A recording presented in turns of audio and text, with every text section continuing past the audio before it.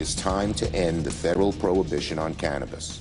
Well, that was Senate Majority Leader Chuck Schumer introducing a bill to legalize marijuana at the federal level. It would remove marijuana from the Controlled Substance Act. Welcome back to News 2 at 4. I'm Alex Dennis. That bill would allow states to enact their own marijuana laws. So how do state lawmakers feel about it here? State Capitol reporter Chris O'Brien is live in Nashville after speaking to both sides. What'd they tell you, Chris? Alex, good evening. The bill has a long road to become law here in the United States, but we did reach out, as you said, to a few of our representatives here in Tennessee to get their idea of the future of marijuana.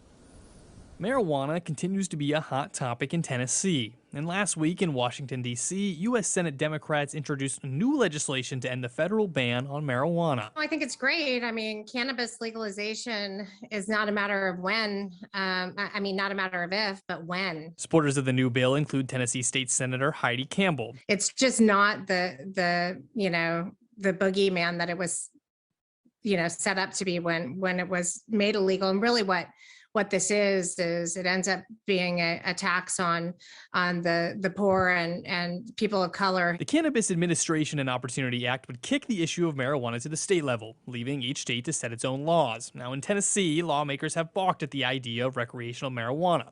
One of those is Senator Becky Massey, who supports medical cannabis but not recreational. Oftentimes, some of the states that first did medical cannabis, basically it was more or less a ruse, just kind of a facade for recreational marijuana. Massey has several family members who she says could have benefited from medical marijuana prior to their deaths. The medical cannabis wouldn't have cured them, but if it had helped ease their transition. But she says recreational is a step too far, calling marijuana a gateway drug. We have major drug problems as it is, and we got so many people overdosing, and it typically is for recreational purpose, it does tend to be a gateway drug. An MTSU poll from 2018 says more than 80% of Tennesseans support at least medical marijuana.